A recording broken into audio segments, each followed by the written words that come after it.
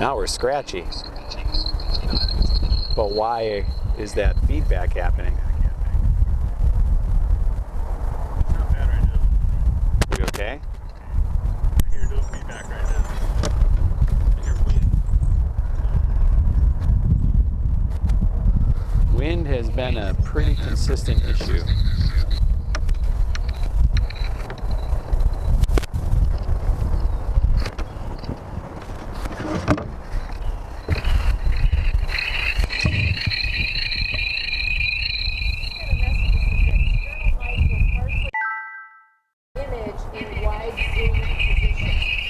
I made it go away.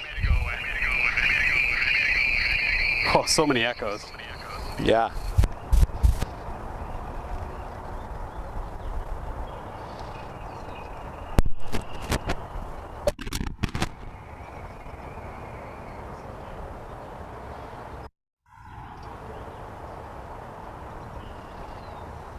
So how are we now? Totally fine. That audio is fine? We got people joining. Then don't let them in.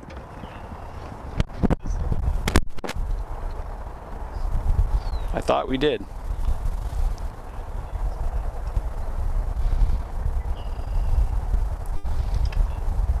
Barry, is your mic on? I think you said it was on. Yeah. You're on? On. Let's take a seat and see if our audio is good.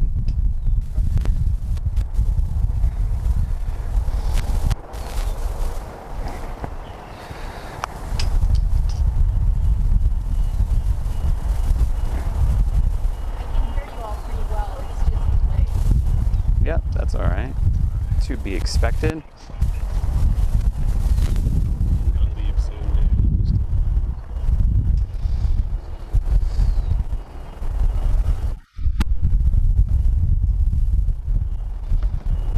Barry, let's check this out here. We were getting a little bit of feedback. And I want to make sure that we're not still getting feedback while we sit here. And I just get lazy in my lazy boy. Let's just want to take a nap, sound like a cat. Very laid down. Well, when you're sitting in a park on a nice sunny day, yeah, this and I don't know how your chair feels, but mine's really warm from the sun. So I do feel ready to take a nap. We're deprived of vitamin D, and so just kind of Just soak it up, right? We get blessed with these, for the most part, really unexpectedly nice days when we are hosting these events. How are we She's logging in. volume-wise? Why isn't that guy with all the nice hair on instead of us? What do you mean? Yeah, don't sell yourself short. I'm not sure what you mean.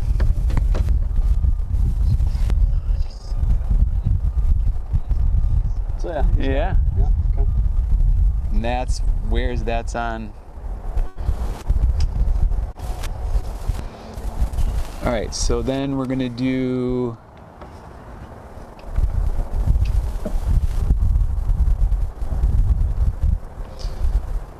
We should probably go with a speaker view scenario. No?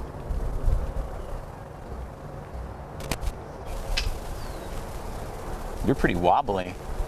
I'm not trying hard right now. Oh, okay, good.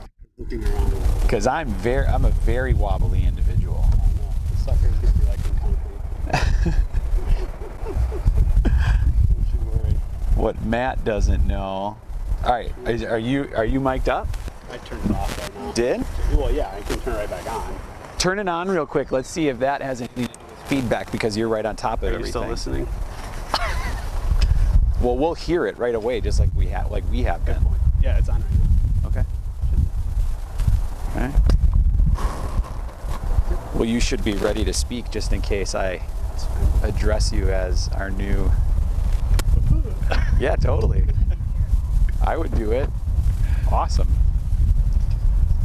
I'm definitely not. I don't have enough play. So to everybody out there who's seeing this streaming while we haven't actually opened the Zoom meeting, for everybody, welcome. Thank you for your patience as we work out all the technical issues, because if you saw me earlier say, this is our first time taking over the AV system of this. So behind the camera right now is our new community director, Matt Helmy. computer is our COO, Kay Landowski. Team TAC here is full on in production mode so that we can make sure your philanthropy goes further for our mission. I think that's fair. Just one event has already saved us over 50%, and I think we planned 10 of these, Matt? Yes, sir. 10 of these. At some point, I'll probably grab that camera and put it on Matt, you know, just so you guys can say hi, meet him, see him. He's got, as Barry said just a minute ago, a much better head of hair. Head of hair? I said bed of hair. Much better head of hair than we have. So, what's that? Are you cutting it off? Look at this guy. Freddie Hoppy's coming out. What's up, guys? You were all in front? Oh, hey. And we've got people coming to join us, which is awesome. Party's here. Welcome. There is a party. Hi, guys. So why don't we, we're about to get started, right? We are. It's 12:01. So let's, if you guys Hi. want to grab some chairs, if you don't want to face the sun, we can kind of get comfortable. We'll start here and then we'll take a little walk. But thank you so much for everybody coming. Hey, how's it going? It's going. Good. Sunny day. It's a beautiful day. Yeah, way to plan it. We got luckier than ours, Freddie. Yes. Yeah. Hi, Margaret. And drizzle. How are you? Owen, what's happening? How are you? Owen. Good to see you. Hello. Owen got to ditch school today. Nice. You're welcome. All right. Beautiful day, little road If you trip. need any other excuses to come out of school, just let me know. I like to have a good time. I got little kids. I'll pull them out of school. We'll have fun. You down with that? Awesome. Part of that. Yeah. Who wouldn't? So what we're gonna do, guys, Chelsea, my sister's here, and she's been here. Hi, Sarah. Hi, Sarah. Is we're gonna have this little chat.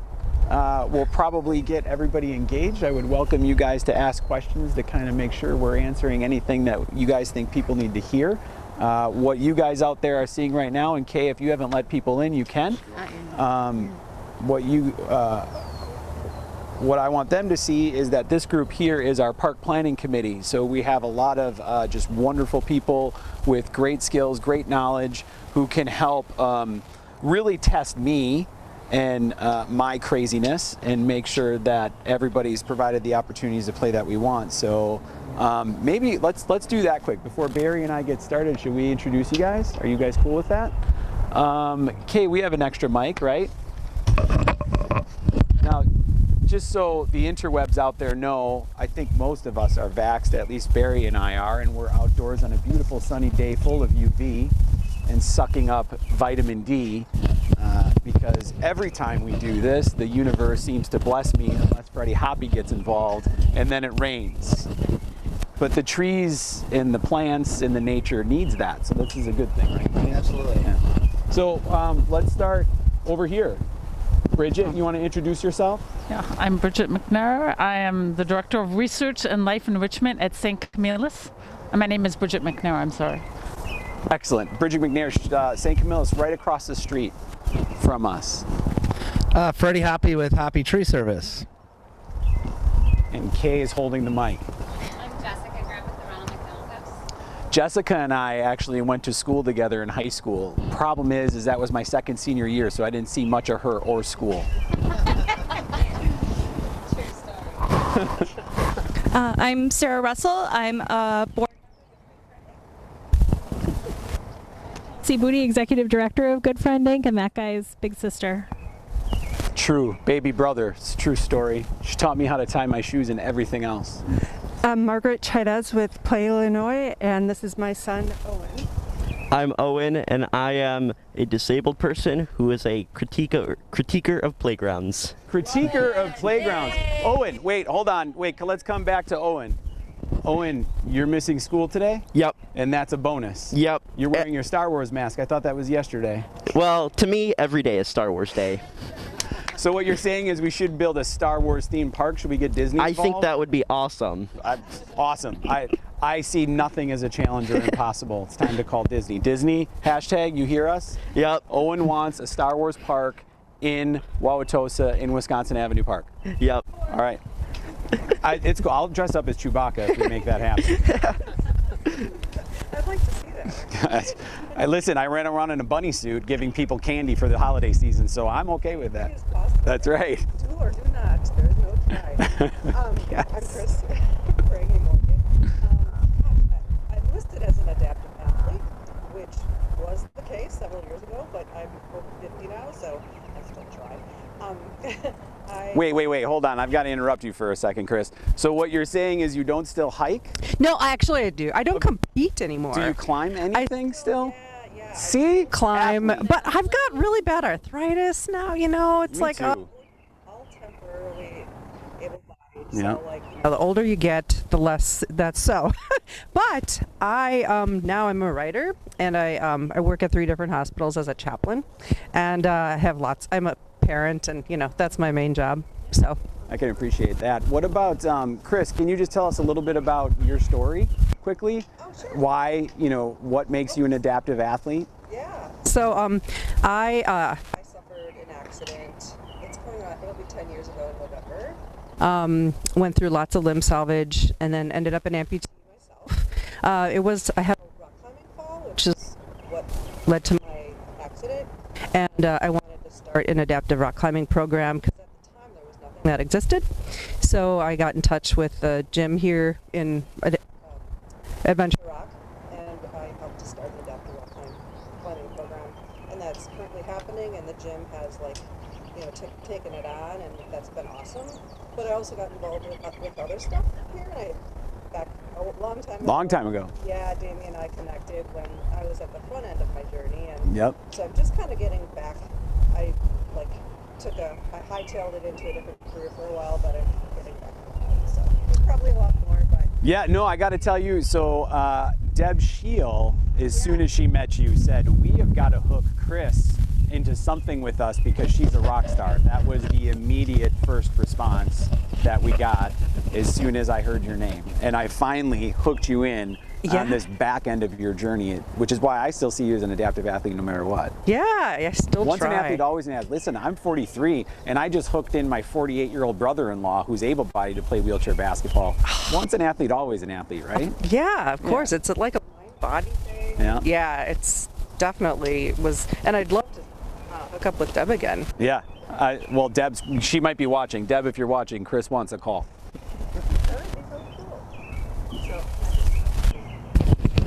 Bridget Kessner, Ronald McDonald House. And I just gotta, Jessica, and I just gotta say, when it comes to the Ronald McDonald House, when I think about that, why is that important for a group to be a part of? Well, if you don't know, and I think most of you do, I'm a childhood cancer survivor. I spent some time at the Ronald McDonald House in New York City, and just know that there's a lot of kids, right? And a lot of families sitting in there, and it's an escape from the hospital, but yet probably feels somewhat like a minor escape. I mean, it was for me because it's still connected to the sickness, and so if you can get out of that space somewhere near to play together, I'm so excited to have your guys' input, especially when we're talking about kids who are immunocompromised. Being outside is always better of where they need to be entertained and staying healthy and active. I don't know what you guys hear from families, but 28 years later of my diagnosis, I still don't have doctors who can tell me how to play and how to be active. They still give the same spiel they gave to me. Well, you can walk, bike, and swim, and that's all you're going to be able to do. Even though they've written grants for me to use adaptive equipment, they still give people those answers, and that's just unacceptable. So to be able to kind of return back to some degree to the Ronald McDonald House and welcome those families here is like full circle. Thank you guys for being involved. And Hoppy here, for those who don't know, because it's been a while since we were here. You tagged every single tree here. I hugged every tree here. He hugged every tree, not just tagged them, but hugged them. And that was the first thing the parks asked us to do. So if you guys want to stay back here, that's great. Or you can sit back there, wherever you're comfortable. You want to stay on camera, stay on camera. I'm okay with that. But we're going to have a chat with Barry. Is that good for now?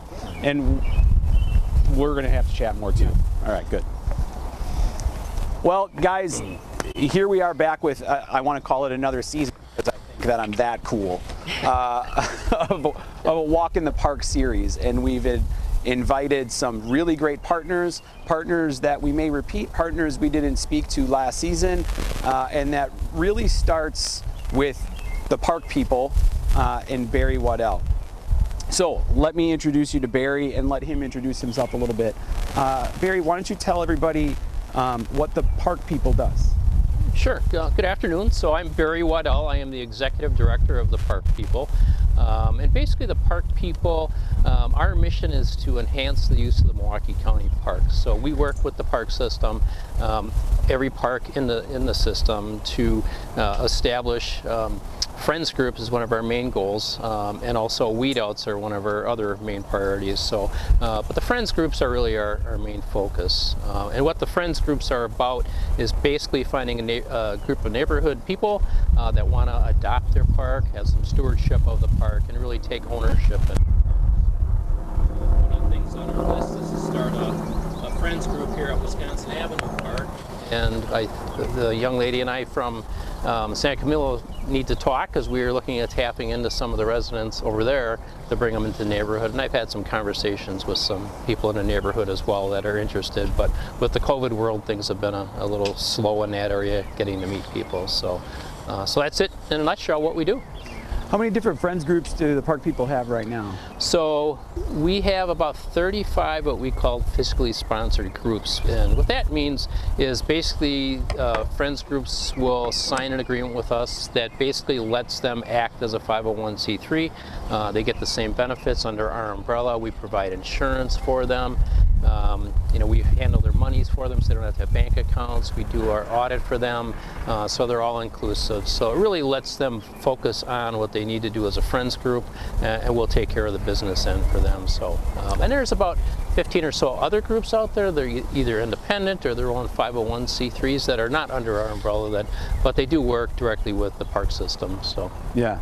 How long has the Park People been in existence? And I'm sorry if I missed that. Nope, the Park People have been around, I believe it's 43 years now, and they were developed after the Park Commission dissolved about 43 years ago.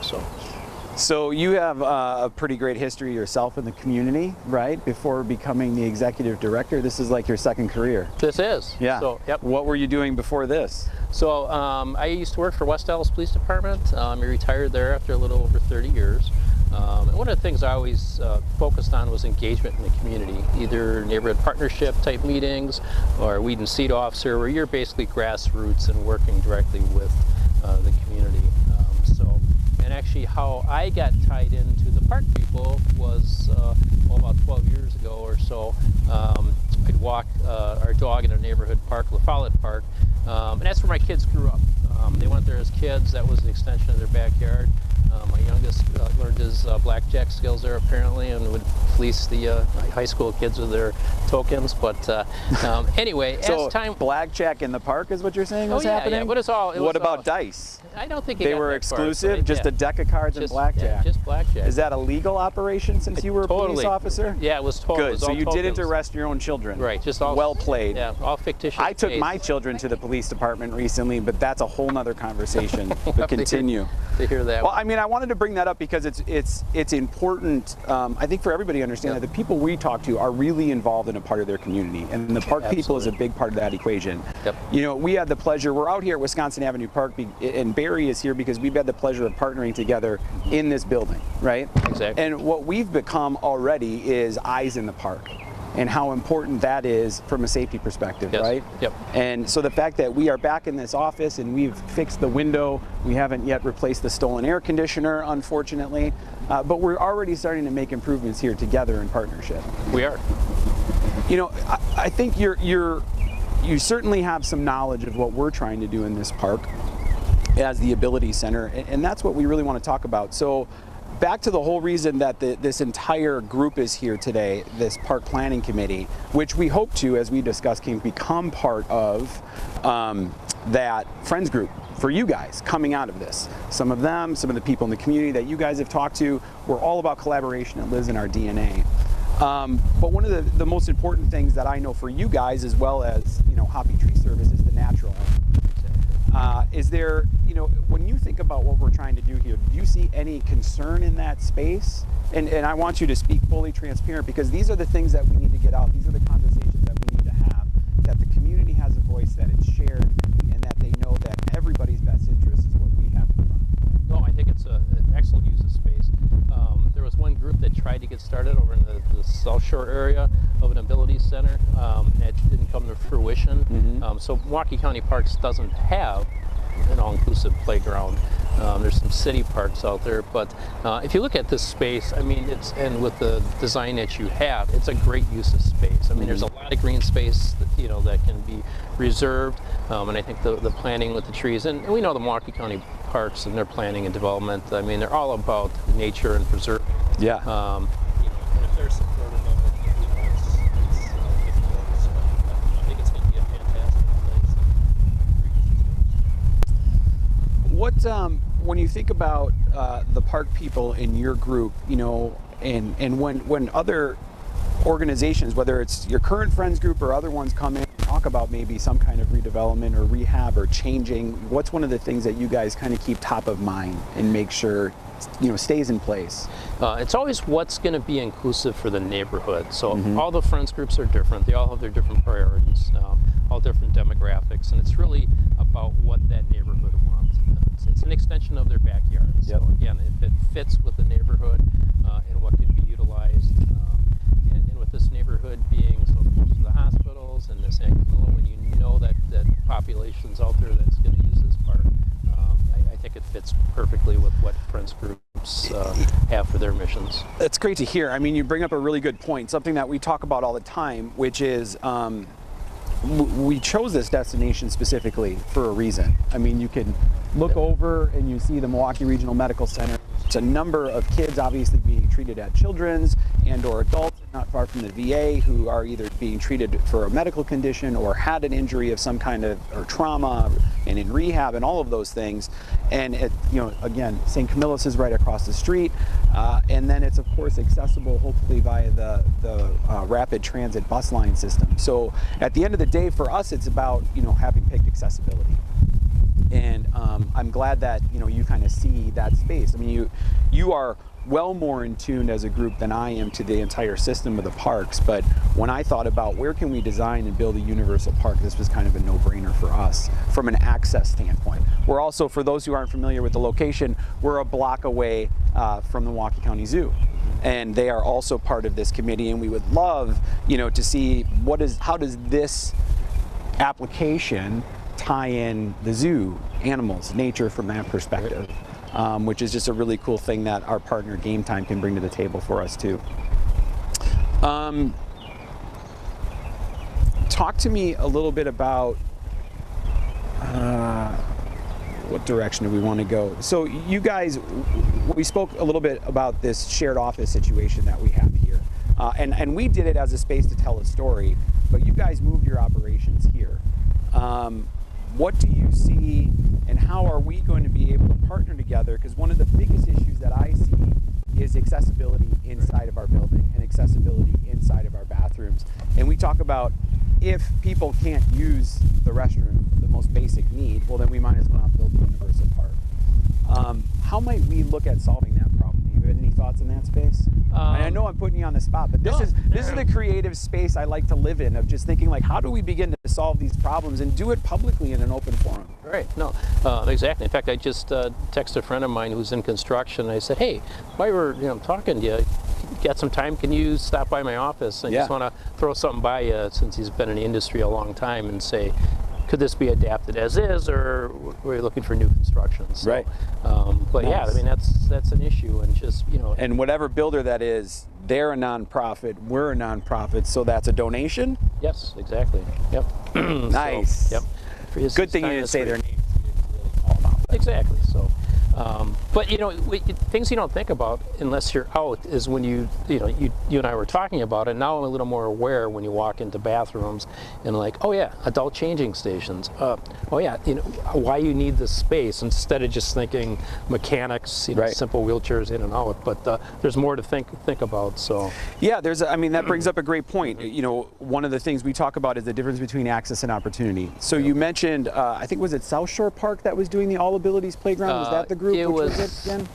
It's a park in that area. I can't remember exactly. I think Green Park it was, but didn't come to fruition. So we often talk about the idea of accessible playgrounds, and that's where we kind of step in and say, that's really wonderful. I love the idea of an accessible playground, but this is a 17-acre park. right?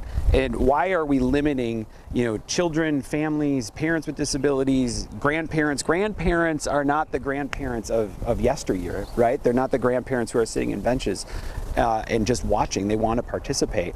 So the playground, the baseball fields, the bathrooms, the building, the walking through the nature in the park, I just think it's all extraordinarily important. When we talk about this idea, and I know that I'm sure Freddie's got a ton of ideas, what do you guys think about from a natural perspective about how we're going to put paths through the woods? Does that draw up concern? No. Do you think? No, I mean, not because at I all. think that does. I think for most people that probably draws the most concern. I know it does for the Milwaukee County parks. How are we actually going to apply paths through a wooded area while preserving the nature? Yeah. And Matt and I were talking earlier. He's going to be hiking, or has been hiking the Ice Beach Trail, and my wife and I do a lot of hiking. So you get out and see the different paths. Some of the northern kettle moraine will hike on the ski trails, and some of the other paths we've hiked on are just hiking trails, but they're extremely wide.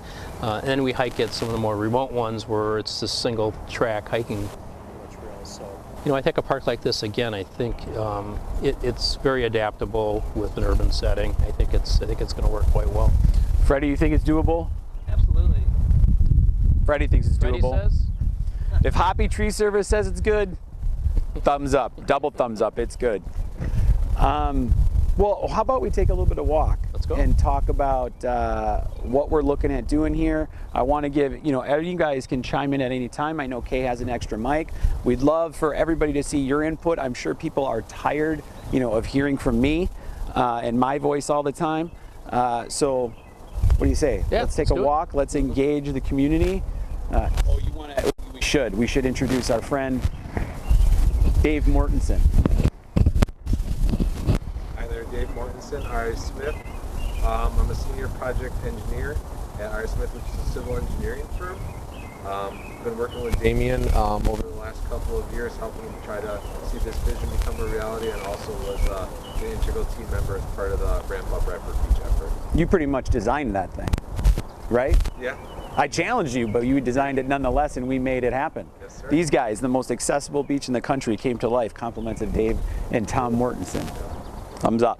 Yep. Let's take a walk. Let's do it. So a lot of our committee, I mean, not everybody's been here, right, in the park yet, or has actually been on a walk, missed what we're talking about. Sister has and had great input, based on kids on the spectrum and kids wanting to play together and why that's so important.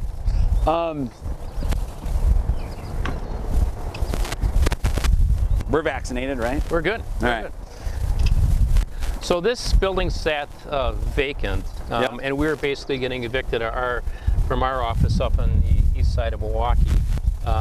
And there was some conversation, I think Damien had initially struck it up as well. This building being vacant, and that, hey, we could use it. It was an office building for regional office, but it still had to be heated, all the utilities. So we struck a deal with the county, say, hey, we'll move in there, but we'll take care of the utilities for you. That way it's occupied, it's livable.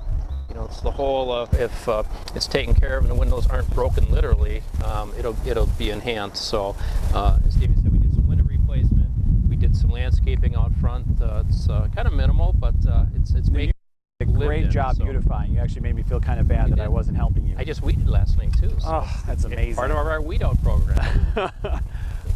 One of the things we want to do here is build a universal field and improve these baseball parks as well. When I think about this opportunity, I know some of us have probably heard of Miracle Fields. You play Miracle League at all? Have you ever played? Are you into the sports? Oh, power soccer? Nice. Why not?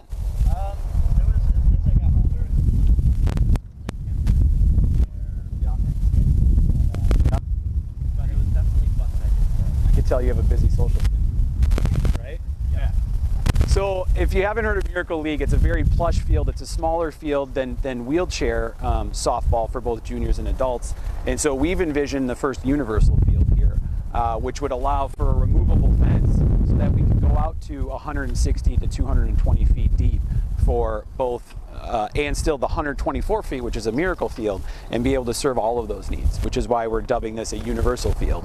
And then also we want, we never want to take away opportunities from the able-bodied public either. What we want and what we say in our tagline is play together. So we want people to have that opportunity, right? I want to see able-bodied people playing here. I want to see people with disabilities playing here, and I want to see them interact and play together. Yeah.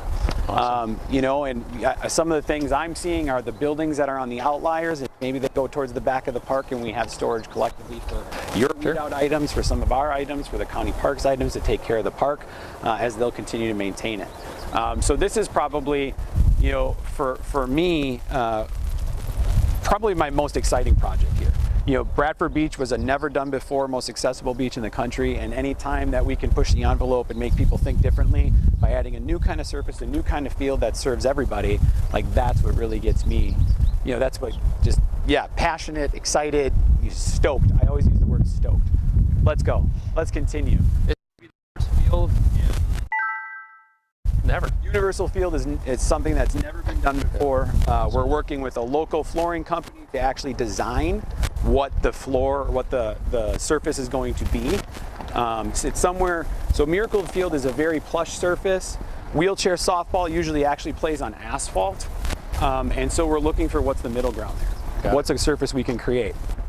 We were talking earlier, and I think I kind of went off on a tangent, but this is the most important reason of why we're going to need to redo this building or do a new building, and I certainly don't want to displace the park people and create a new office for you, so the back end of it would be better if that's what has to happen, but the bathrooms are completely inaccessible. And we were talking about, I started going on my tangents about that idea of access versus opportunity when you were talking about the bathroom, and there's access is I can get in the door, which is already not ADA compliant, but opportunity is about how many stalls are there for me, how many sinks are there that I can use.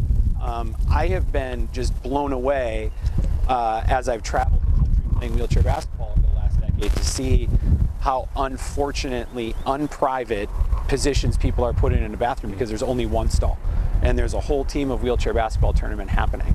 And so if we're going to invite countless people and everybody to come and play in the park, then they should have more than one opportunity to use the restroom. Right. So we're certainly going to have to expand and do something much more significant than what we have here. And while this may not be the sexiest part of the project, it's certainly the most needed and the most necessary. We don't want to limit people to say, well, I can only plan to be there for an hour, because then we've got to go have a potty break or otherwise.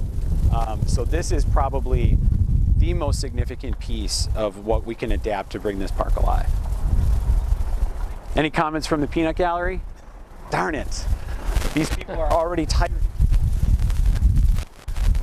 Does that, it's been one of my concerns, Barry, that this would be something hard for the park people to think about. And so again, I kind of come back to, what do you think we would do to manage that if this isn't a building that can be rehabbed? We'll make it work. You'll make it work. We'll make it work. So I mean, that's the kind of collaboration now, and it's we are working remote. Yeah. We have not been in the office much at all. I think we've been here for 2 years now. Yes. Yeah. And I'm almost never here. No. But okay. No, that is okay. We're here for this reason, to bring people in so that we can show them. And if you got room in your what we're doing. basement, I could always set up an office in there. And oh, we can make that happen. Yeah. No, I'd welcome you into our house. Hey, by fall, all the kids are going to be in school, so there's plenty of room to work during the day. But now, so Barry's been a wonderful grandfather figure. Is that okay if I say that to my little Lennon? So Lennon is a little redhead you guys have seen running around here when we've done this before. And he comes back and he comes forth because he is just operating at a 10 all day, every day. But Barry brings him an orange all the time. Every time I come in, he's like, I still got this orange for Lennon. Where is he? Just thinking about everybody. You've got such a great heart. So for you guys out there on the interwebs, we're coming up down the path to the playground area, which will actually become, and I'll have Matt behind the camera pan around in a second, but this is going to become the fitness area. So one of the things that has been designed, which I think everybody should appreciate, is the first and only obstacle course, completely inclusive obstacle course. Game Time has these. They've never designed one though that's totally inclusive and totally accessible. Open, right?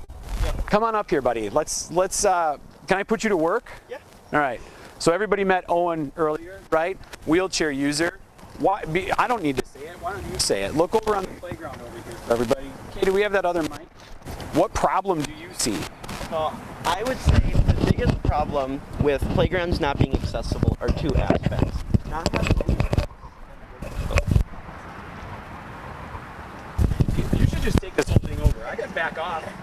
So I think another issue is wood chips. Wood chips are not accessible at all for wheelchairs. And like when I was younger in elementary school, I used a power chair when I'm at school, and I could give you countless times my wheelchair would get stuck in the wood chips.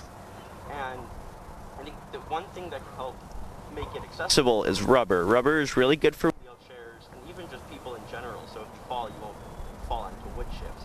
The other part with playgrounds is not having ramps, because obviously people with wheelchairs or mobility issues, they can't climb up the stairs or go down slides just because it's not accessible at all. And I think those are the two biggest issues with playgrounds.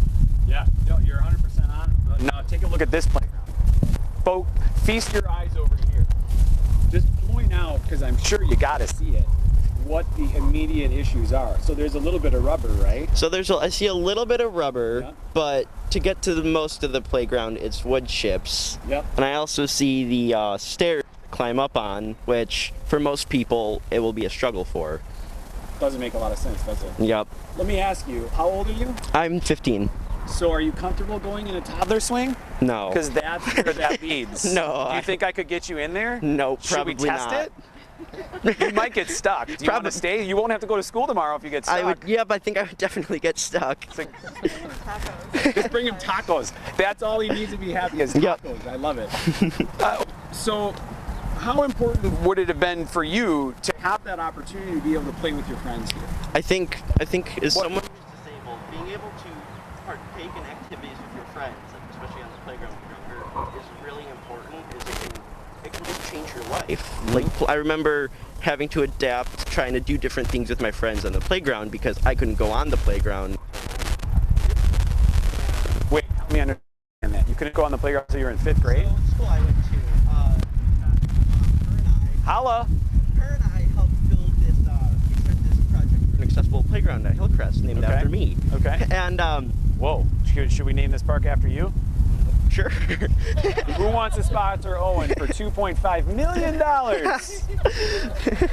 But when I was in 5th grade, it was officially done, and it was so nice being able to go on the playground with my friends, or just run around and not worry about getting stuck in the wood chips, or worrying about things getting just getting it stuck or not being able to reach certain areas.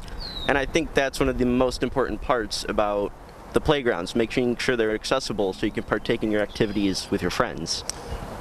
What were you know, I don't want to use the word stuck because I know we always find an adaptive way for ourselves as individuals, you know, with some kind of limitations, but I mean, what did that feel like, you know, up until 10 years old? I mean, when I was your age, I will never forget staring outside of my window watching my neighborhood play basketball and my siblings and crying because I couldn't play with them the way we once played together, the way they wanted me to play, the way I wanted to play, and I just felt completely sidelined. I mean, how did that feel in school and with your peers? It was not fun at all. A lot of the times I would just have to sit on the blacktop, and even then I couldn't really do much because a lot of the sports were played there, and I wasn't able to play sports. So it was either my friends had to sit out on actually playing just to sit and talk, or the things I could do was very limited, and it wasn't fun at all because for most of my life I really didn't enjoy recess because I couldn't really enjoy doing anything. So once you got out there and had the opportunity to have an accessible playground, how much more interaction did you have with your kids? There was a lot. I could go on the playground pretty much from the top to the bottom. I could interact with the little boards or games on the playground. I could run around above and underneath on the rubber. I could even sit with my friends by the swings, and there are even some platform swings that, with the help of a teacher, I could get onto and sit on with my friends. Yep. And that was a game changer. Yep. Right? After that, I wanted to just spend all my time at recess. And now because you had a playground, now that's why you have this busy social calendar, right? Yep. Yep, that's what I figured. Awesome. Well, yeah, you guys can see clearly from this playground, and I'm not trying to call out the county parks. There was an attempt here to do something. And we're all just learning, and the county parks have a lot of issues with age and how long they've been there, and before this was even a part of the conversation, which is why we need the community to get behind this entire project so that Owen and kids like Owen don't have to be sidelined. And not just Owen, Mom, why don't you talk to us a little bit about what it means to you to have him to have the opportunity to play. And oftentimes this is where it happens, is it happens in school, it doesn't happen as often in a community. So what would that mean, where you guys would have the opportunity to interact completely? You have siblings? I'm sorry, I'm asking so many questions. I have 2 older brothers. Okay, So that was the biggest part. He has 2 older brothers, and when they were little, there really wasn't any place by us to, where I could play with them and with Owen. And if there was, we might have to travel, 30, 40 minutes just to find a place, and still it might just be a swing. Mm-hmm. And having, that's what encouraged me to fix it. They got stuck in the woodshed. Yep. And I thought it would be easy to throw money at you to fill the space, but it didn't happen that way. So, it took 2 years. If you want to throw money at us, it's tacwi.org/park. But it took 2 years, and we raised $600,000. It changed everything because we had people coming from out of state. It becomes a destination. Yep. It's not just a playground. This is where people hang out. You have, people coming to experience the city for the first time, and just seeing adults being able to access a playground.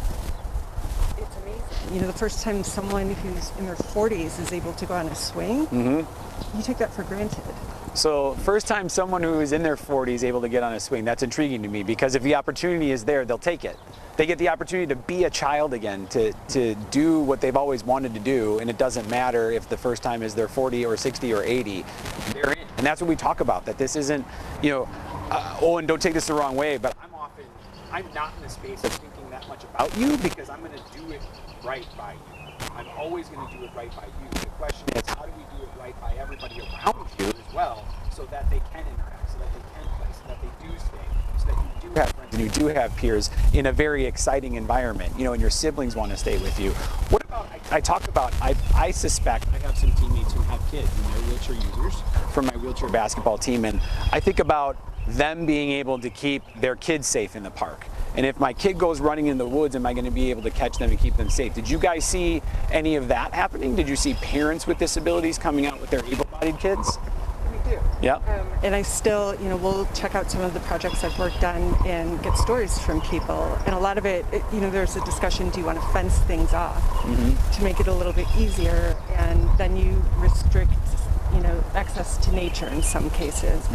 But what we found is that when you build these great spaces, kids typically will not run off because there's so much to explore. It's not just equipment. They're learning. They're, learning about their friends. They're sort of taking away that special language, so it's not, Owen in a wheelchair or my child with Down syndrome.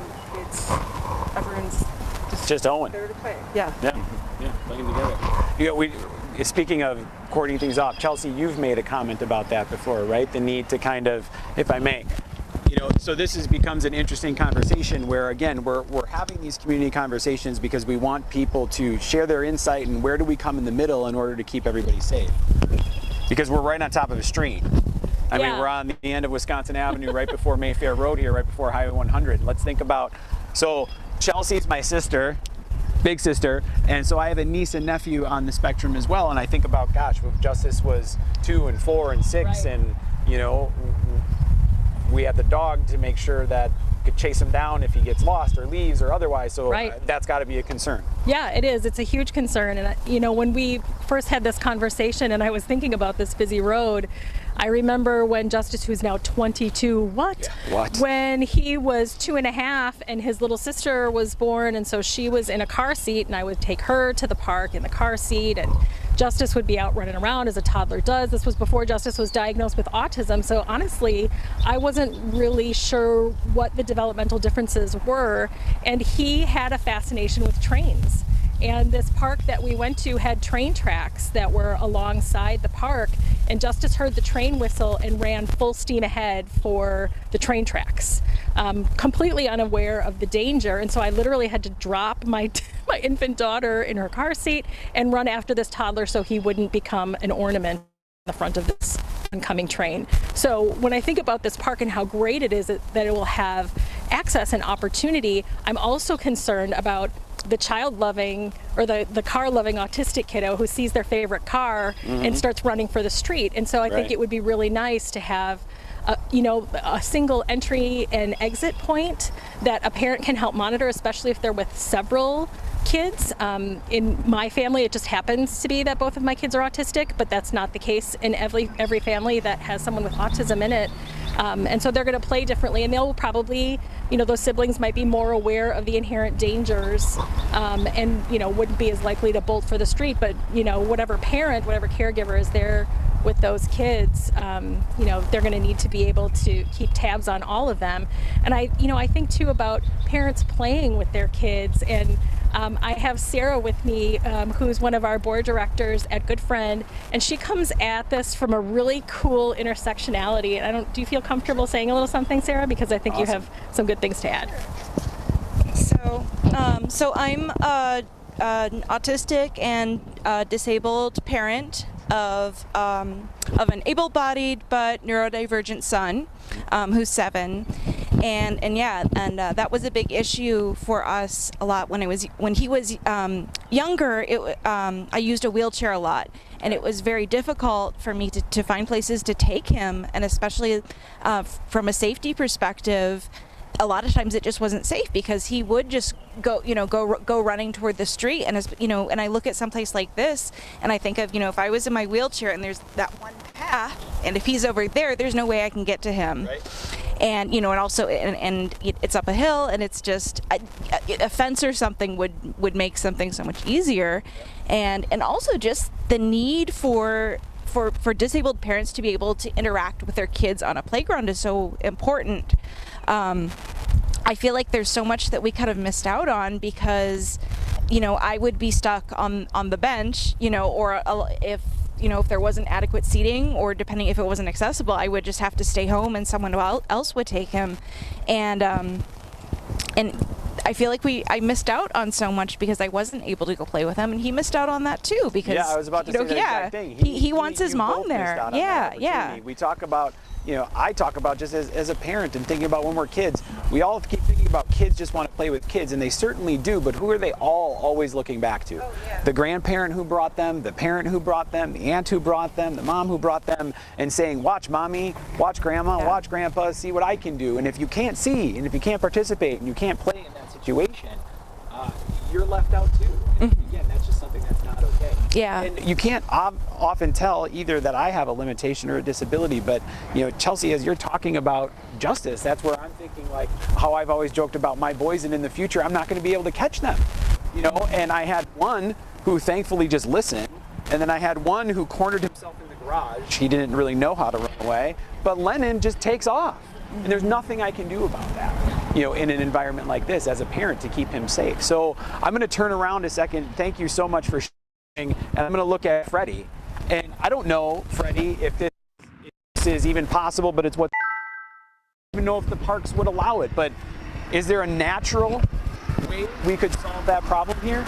Oh, absolutely. When you first contacted me about doing this inventory, first thing we got to do is find out what's here and what shape it's in. So there's a number of trees that are not in good shape, that are logical, that would have to go, that potential trails could be built around, or utilizing that wood from those very trees best use, creating fences, barriers, entry points. So, unfortunately, trees don't live forever, and sometimes they have to come down, but there's great ways of utilizing them, even if they do have to come down. A small wood barrier, kind of fence would slow, somebody's dart, right? Absolutely. Because here I'm thinking like, And I like this idea better because you can still see through, but I was thinking, like, what does it look like to berm it, or bushes, or more trees out here to stop people? But absolutely. Part of an integrated plan would be adding trees in when trees have to come out. You know, you want to have that constant renewal of different vegetation. So to, you know, for generations past us to be able to enjoy it, get some other things planted as part of this plan. Yeah, this is why we have this park committee, everybody, for these exact things. We're going to finish our way up the pathway here and look at the next problem that Owen's probably going to tell us all about. You ready? Yep. All right, good. Thanks, Freddie. Let me pass this to my man over here.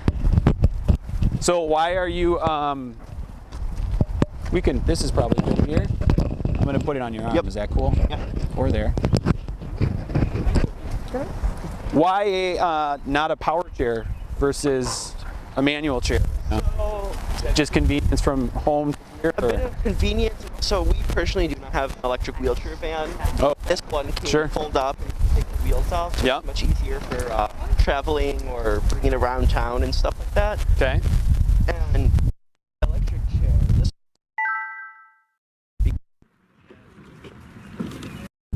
especially when I was younger and I told my friends, and I was like, oh, sorry guys, got to sit for a second to let my wheelchair charge up for a moment.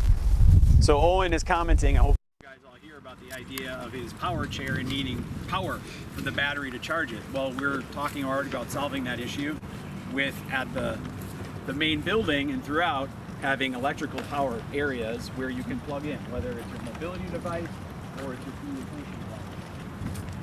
Owen, hey, look up here. What problem? There is no pathing to the tables. I guess to begin, the path ends, right? Yep, the path ends. And second, a lot, like tables, I've learned that a lot easier tables for people in wheelchairs are usually like, I like the ones that are made out of metal instead of wood, just because it's easier for me to, like, in case I need to pull on and pull myself forwards, or they're just a little bit more accessible. That's interesting. Tell me more about that. Is that because if you need to pull yourself up, so you're thinking sliver? I think, like, let's say I'm on uneven ground, I can hold it and I can, like, pull myself forward. And usually I've noticed wood is a little bit not as, I guess, comfortable if I'm, like, I use my arms a lot to move or to eat. Yep. So I use my, do you got my trim on?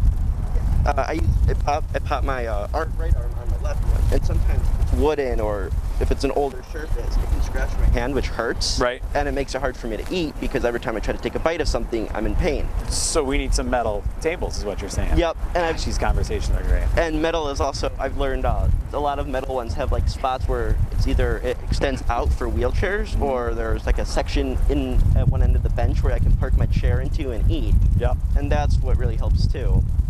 Yep. So you guys can see clearly, if Matt's showing you, again, the path ends. Mom, do you see the problem in the path from behind us that you might point out as an issue? I was just thinking of you and your brothers taking them letting you go. Is that a problem? You know, no. Is that a problem? With my friends, yeah. Oh, with your friends? We do that a lot. We do that a lot. Well, my brothers and I used to do that. Is Mom supposed to know that? Probably not. Okay, you can whisper to me next time, right? Yeah. I would send you flying down there as long as you were comfortable. I'm okay with that. But yeah, I mean, the path ends. My issue is the slope, right? As you said, I mean, this is a safety issue of flying down it, for one, out of control, but more importantly, it's not a grade that's compliant and that is accessible for everybody to even be able to push up if they're a wheelchair user. So we got to make sure that that can happen, and then throughout the woods, and these are, I mean, Freddie, when we walked it, it's much more rolling hills than I really expected. Actually got out there. So there's going to be a number of issues to solve, but it sounds like it's solvable. Barry, how do you think the park people, beyond the idea of, you know, having some of this committee, having some of the community become part of the Friends group in order to help maintain this? I mean, we're going to have to leave a fund here for it, you know, for the future once we develop this project. But how do you think you guys can engage in this project to help us see it forward? I think it's bringing the neighborhood into it. Yep. The population of, again, from San Camilo, or just the general population. This is their neighborhood park, so yep. You know, they may want to invite friends that they know they have access issues. And I think it's, again, they're looking at it and they see it across the street, so they're going to want to take conversation together from the foundation aspects, the new Milwaukee County Parks Foundation. And one of the things that you talked about in those meetings about access was for you was, as we look at the houses right across the street, Matt, right? When you were thinking access, which was totally fair, it's that person at that door of that house can come straight into the park. So when we talk about the need to maybe fence it or berm it or do something in order to help people safe, what does anything trigger in your mind of how we can make sure that kind of free flow of access for the able-bodied public remains the same? Yeah, I think just that. I think you have to look at coming to a consensus. Hey, this will work. This isn't shutting us out per se. So, but do you guys have any history in seeing that is a problem? Like people, if it's not the very ease of access for them to literally come out the door as I look across the street and straight in, that they may not enter the park if they have to, make a 1-2 block move all the way around to a quote-unquote entrance? Yeah, just some infrastructure, some stairwells and that type of thing at different parks, and some natural staircases that are, have deteriorated over the years. Just that, getting down to a beach or what? Yep, yeah, exactly. So walkways that need some repair. But steps would slow us down, right? Yeah. We could give the able-bodied public steps somewhere. Sure. That's okay. All right. Do I have any of the park committee people here? We're starting to close out that have anything that you guys want to do. As some of you may have walked this park for the first time, and you're hearing some, wonderful stories from people who joined us about why this is important to them or why it's important to you. Do you guys have anything? Anybody wants to add? Matt doesn't have to point at you if you're camera shy. You can just talk into the microphone. No? That's fair. Did we get any questions from the outside from anybody or anything? Maybe nobody even joined us. I have no idea. Were we all just talking to ourselves today? I hope not. Listen, I got to talk to you, and that's enough as far as I'm concerned. Can I get on your social calendar? Sure. Awesome. I'll give you my digits after this. Okay.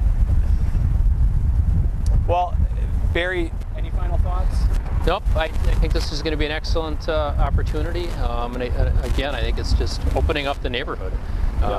And a neighborhood doesn't have to be specific geographically, it's a community neighborhood. So as you're talking about the playground that you developed, this is one locale. So this is central to Milwaukee County, and it's going to be a great thing. And Freddie, you grew up in this neighborhood.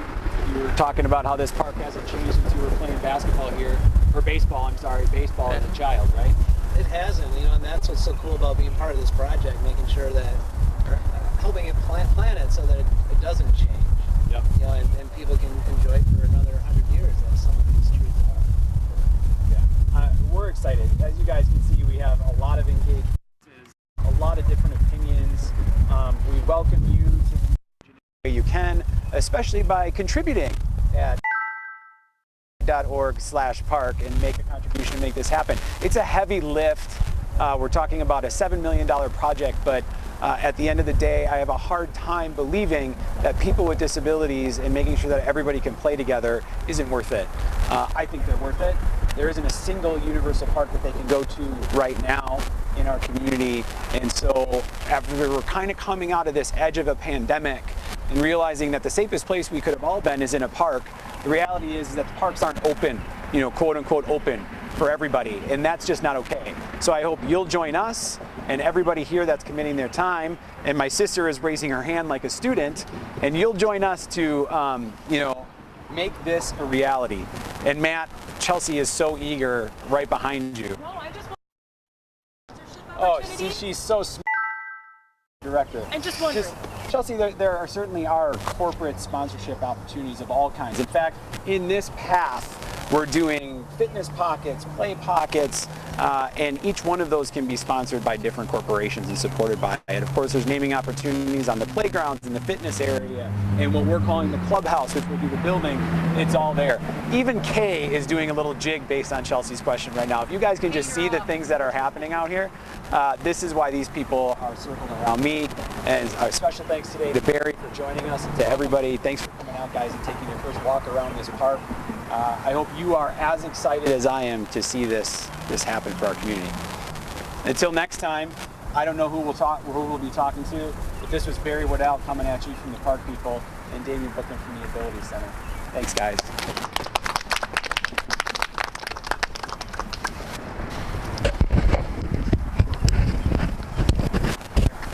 this a silent 3, 2, 1 cut?